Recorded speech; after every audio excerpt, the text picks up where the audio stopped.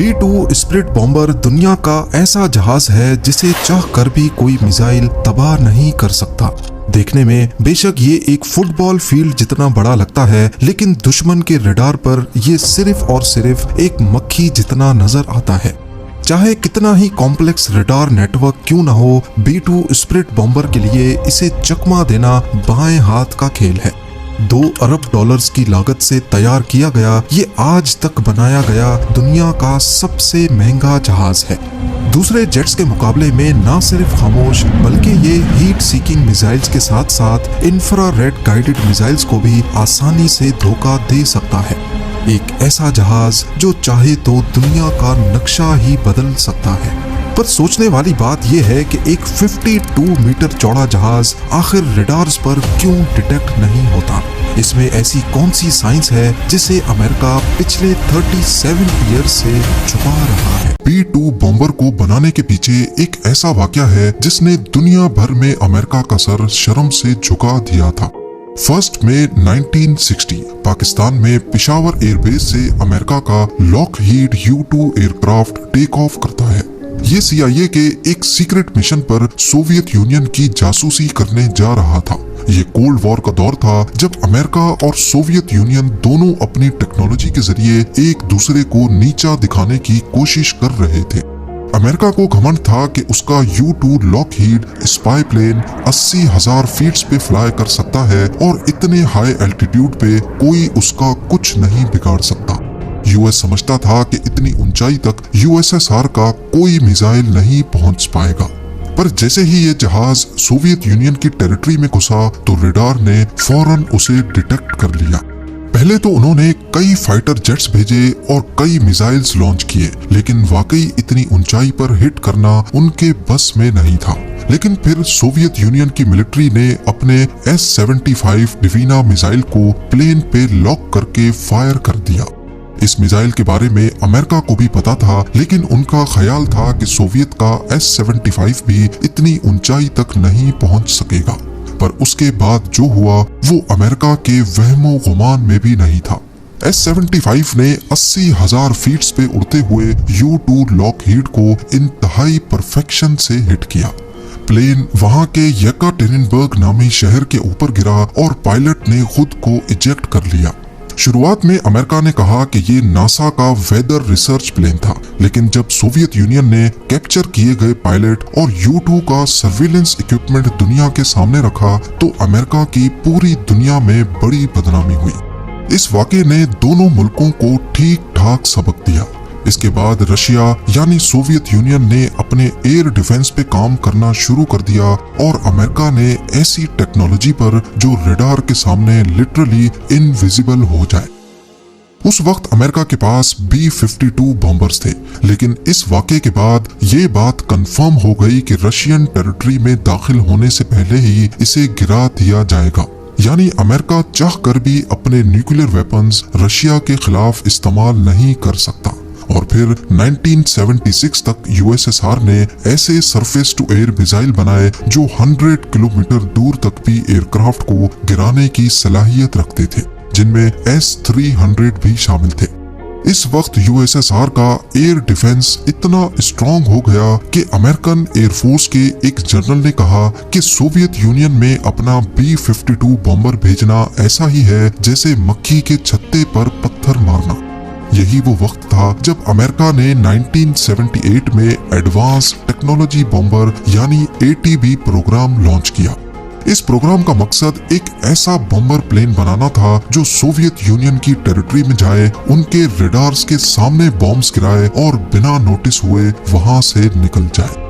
America की ये तमाम रिक्वायरमेंट्स पूरी की B-2 बॉम्बर ने, जिसकी पहली फ्लाइट 1989 में हुई, लेकिन दुनिया को ये 1997 में दिखाया गया। B-2 की सबसे बड़ी खासियत उसकी रडार से बचने की सलाहियत है। इस एयरक्राफ्ट का एक एक कोना ऐसे डिजाइन किया गया है कि जब रडार के सिग्नल्स इस पर पड़ते हैं तो वो वापस रडार तक नहीं पहुंच पाते, यानी उन सिग्नल्स की डायरेक्शन बदल जाती है। और इसी वजह से इसके डिजाइन में सिर्फ विंग्स हैं, ना फ्यूजलाज और ना ही टेल। नॉर्मल एयरक्राफ्ट्स में लगी ये वर्टिकल टेल फिन बड़ी आसानी से रडार में डिटेक्ट हो जाती है। एयर डिफेंस सिस्टम में लगे रडार्स का बहुत बड़ा नेटवर्क आपस में कनेक्टेड होता है और ये रडार्स आसमान में हर तरफ ऐसे सिग्नल्स भेजते हैं कि कोई एक कोना भी अनडिटेक्टेड ना रह जाए।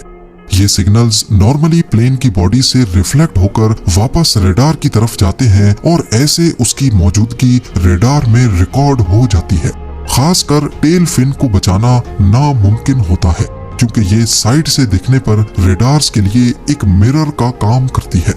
लेकिन B-2 स्पिरिट बॉम्बर की बॉडी ऐसे डिजाइन की गई है कि कहीं से भी रडार का सिग्नल आए तो वो टकराने के बाद उसी डायरेक्शन में रिफ्लेक्ट नहीं हो पाएगा और इसी वजह से इसमें टेल रखी ही नहीं गई। इसका जिग-जैग डिजाइन सिग्नल्स को बिल्कुल ऑपोजिट डायरेक्शन में डिफ्लेक्ट कर देता है। B-2 बॉम्बर की कामयाबी के पीछे सिर्फ इसका डिजाइन ही नहीं बल्कि एक ऐसी कोटिंग भी है जो 100% रडार के सिग्नल्स को अपने अंदर एब्जॉर्ब कर लेती है। यूएस ने एक ऐसी सीक्रेट कोटिंग बनाई है जिसकी डिटेल्स अभी तक दुनिया से छुपी हुई हैं और इसी कोटिंग की वजह से B-2 बॉम्बर रडार पर 100% इनविजिबल हो जाता है। इसका रडार क्रॉस सेक्शन हैरत अंगेज तौर पे सिर्फ 0.0001 स्क्वायर मीटर है, यानी इसे डिटेक्ट करने का मतलब है आसमान में किसी मक्खी को डिटेक्ट करना। कंपेयर किया जाए तो रडार पर B-52 बॉम्बर एक 2 बेडरूम फ्लैट जितना नजर आता है, F-15 एक छोटे कमरे जितना, JF-17 एक सिंगल बेड जितना और रफाएल एक बड़े तकिए जितना नजर आता है। यानी B-2 बॉम्बर इन सब से 10 गुना बड़ा होने के बावजूद रडार पर सिर्फ एक मक्खी जितना दिखता है। एविएशन सिक्योरिटी की दुनिया में इस टेक्नोलॉजी को स्टेल्थ कहा जाता है और इसकी बुनियाद B-2 बॉम्बर से ही रखी गई। B-2 स्पिरिट बॉम्बर में सिर्फ दुश्मन के रडार से बचने की काबिलियत ही नहीं बल्कि इसका लो हीट सिग्नेचर इंफ्रारेड और हीट सीकिंग मिसाइल्स को भी चकमा दे सकता है। नॉर्मली एयर डिफेंस सिस्टम्स में इंफ्रारेड सर्वेलेंस सिस्टम्स भी होते हैं। ये सिस्टम जेट के पीछे से निकलने वाली हीट को डिटेक्ट करके कंफर्म करते हैं और फिर मिसाइल सिस्टम उसी हीट सिग्नेचर पर लॉक किया जाता है। लेकिन B-2 बॉम्बर के इंजन इसकी बॉडी के अंदर छुपाए गए हैं। जेट इंजन में कंबस्शन होने के बाद गर्माइश डायरेक्टली बाहर नहीं निकलती बल्कि पहले उसे बाहर की ठंडी हवा के साथ मिक्स किया जाता है, जिसकी वजह से B-2 बॉम्बर अपने पीछे कोई हीट सिग्नेचर नहीं छोड़ता और यही चीज B-2 को दुनिया का सबसे कम हीट सिग्नेचर छोड़ने वाला एयरक्राफ्ट बनाती है। ये ऐसा ही है कि अगर एक F-16 jet infrared surveillance system में 100 किलोमीटर दूर से डिटेक्ट हो जाता है तो वहीं B-2 बॉम्बर जब तक 10 किलोमीटर की रेंज में नहीं आएगा डिटेक्ट नहीं हो पाएगा। पर ये इतना नीचे उड़ता ही नहीं जो कभी इंफ्रारेड रडार पर भी डिटेक्ट हो सके। B-2 बॉम्बर हैरत अंगेज तौर पे 15,000 मीटर या फिर 50,000 फीट पे उड़ने की काबिलियत रखता है। इतनी ऊंचाई पर उड़ने की वजह से ये ना सिर्फ इंफ्रारेड रडार से बच सकता है बल्कि ऊपर एटमॉस्फेयर पतला होने के बायस जहाज पर ड्रैग कम पड़ता है और फ्यूल एफिशिएंसी बेहतर हो जाती है, जिसकी वजह से ये और ज्यादा डिस्टेंस ट्रेवल कर सकता है। अपने फुल टैंक में B-2 बॉम्बर 11,000 किलोमीटर का डिस्टेंस बड़ी आसानी से तय कर सकता है। अब यहाँ आपको लग रहा होगा कि इसका रडार और इंफ्रारेड सर्वेलेंस सिस्टम पे नजर ना आना शायद यही इसकी खास बात है, लेकिन नहीं। B-2 बॉम्बर को असल स्टेल्थ बॉम्बर बनाता है इसका ECM यानी इलेक्ट्रॉनिक काउंटर मेजर्स। B-2 के अंदर हाई टेक ECM सिस्टम्स लगे हुए हैं जो पहले ये देखते हैं कि दुश्मन के रडार की क्या फ्रीक्वेंसी है, फिर उसी फ्रीक्वेंसी पे झूठे सिग्नल्स भेजते हैं जिससे रडार पर B-2 की गलत लोकेशन शो होती है या फिर 20 अलग अलग लोकेशंस पर B-2 नजर आने लगता है जबकि असल में वो सिर्फ एक जगह ही होता है। ये सिस्टम रडार के सिग्नल को रिकॉर्ड करता है और उसे मॉडिफाई करके वापस भेज देता है। रडार को लगता है कि ये सिग्नल जेन्युइन है पर असल में वो झूठ होता है। और सबसे मजे की बात, ये ECM सिर्फ उसी रडार को गलत सिग्नल भेजता है जिसने उसे डिटेक्ट किया हो। ताकि दुश्मन को लगे कि शायद रेडार में कोई नॉइज या एरर आया है। अगर तमाम ही रेडार्स में गलत सिग्नल भेजे जाएंगे तो दुश्मन को शक हो सकता है। B-2 बॉम्बर की बॉडी में ज्यादातर कार्बन ग्रेफाइट कंपोजिट मटेरियल का इस्तेमाल हुआ है। इस जहाज को टुकड़ों में बनाया गया और फिर इस तरह जोड़ा गया जैसे स्विस वॉच मेकर हर पुर्जे को पूरी परफेक्शन से जोड़ता है। अब आते हैं इसके पे लोड पर। ये हैरानकुन तौर पे 18,000 केजी का बारूदी मवाद उठा सकता है, यानी करीब 15 गाड़ियों का लोड। ये अपनी बेली के अंदर 80 जेडएम्स छुपा सकता है, जो कि जीपीएस गाइडेड बॉम्ब्स होते हैं, 16 B-83 न्यूक्लियर बॉम्ब्स और 16 AGM-158 जेसम मिसाइल्स, जो कि स्टेल्थ क्रूज मिसाइल्स होते हैं। ये बॉम्ब्स B-2 के इंटरनल बे के अंदर फिट किए जाते हैं और दरवाजा बंद हो जाता है ताकि फ्लाइट के दौरान स्टेल्थ बरकरार रहे। रेंज की बात की जाए तो ये अमेरिका से रशिया जाकर वापस आ सकता है, और अगर हवा में ही रिफ्यूलिंग की जाए तो B-2 बॉम्बर दुनिया के किसी भी कोने तक जा सकता है। अफगानिस्तान वॉर के दौरान B-2 बॉम्बर ने यूएसए में मिजोरी एयरफोर्स बेस से टेक ऑफ किया। 9,500 किलोमीटर का फासला तय करके अफगानिस्तान में बॉम्बिंग्स की और बिना लैंड किए वापस चला गया। इस दौरान बीच में सिर्फ एक मिड एयर रिफ्यूलिंग की जरूरत पड़ी। इस पूरे मिशन में B-2 बॉम्बर लगातार 45 घंटों तक फ्लाई करता रहा और किसी एक भी रडार पर यह नमूदार ना हो सका। इसके अलावा 1999 में ऑपरेशन अलाइड फोर्स के दौरान भी इसे सर्बिया में बॉम्बिंग्स के लिए इस्तेमाल किया गया। 2003 में ऑपरेशन इराक फ्रीडम और 2011 में ऑपरेशन ओडेसी डॉन में भी B-2 ने लीबिया में बॉम्बिंग्स की।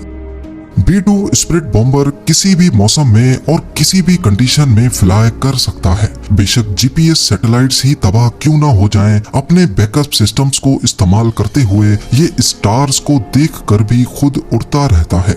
इसमें लगे हाई टेक सोनार कैमरास B-2 बॉम्बर को दुनिया का सबसे बड़ा ऑब्स्टिकल अवॉइडेंस प्लेन बनाते हैं। ये अपने आप टेरेन को आइडेंटिफाई करके उसके हिसाब से फ्लाई करता रहता है।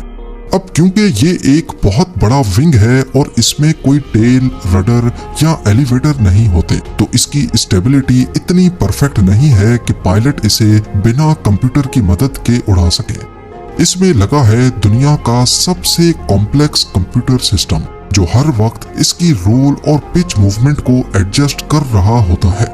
पायलट सिर्फ कंप्यूटर को कमांड देता है कि टर्न करना है, उसके बाद कंप्यूटर खुद ही जहाज को पायलट की जरूरत के मुताबिक टर्न करता है। अब जाहिर है इतना एडवांस्ड और दुनिया का सबसे सिक्योर्ड प्लेन काफी महंगा भी होगा। आज तक सिर्फ 21 B-2 बॉम्बर्स ही तैयार किए गए हैं और सिर्फ एक जहाज $2 अरब की लागत से तैयार किया गया है, यानी काफी कंट्रीज की जीडीपीज B-2 बॉम्बर की कीमत से कम है। ये सारे जहाज सिर्फ अमेरिका के पास हैं और अभी तक अमेरिका का ये टेक्नोलॉजी बेचने का कोई इरादा नहीं है। इसके अलावा फ्यूल की भूख ऐसी कि सिर्फ 1 घंटे में ये $1.5 लाख का फ्यूल पी जाता है। वहीं एक नॉर्मल कमर्शियल जेट 1 घंटे में $10,000 का फ्यूल पीता है। B-2 बॉम्बर की मेंटेनेंस भी किसी आम जहाज से बहुत अलग है। हर फ्लाइट के बाद पूरे जहाज को सॉफ्ट वॉश किया जाता है और इस पर दोबारा से सीक्रेट स्टेल्थ कोटिंग की जाती है। पूरी बॉडी के हर कोने का चेकअप होता है कि कहीं कोई छोटा सा भी सुराख या डेंट तो नहीं है, क्योंकि अगर इसकी बॉडी में एक मच्छर जितना भी डेंट पड़ गया तो ये अपनी स्टेल्थ बरकरार रखने की काबिलियत खो सकता है। उम्मीद है ज़ेम टीवी की ये वीडियो भी आप लोग भरपूर लाइक और शेयर करेंगे। आप लोगों के प्यार भरे कमेंट्स का बेहद शुक्रिया। मिलते हैं अगली शानदार वीडियो में।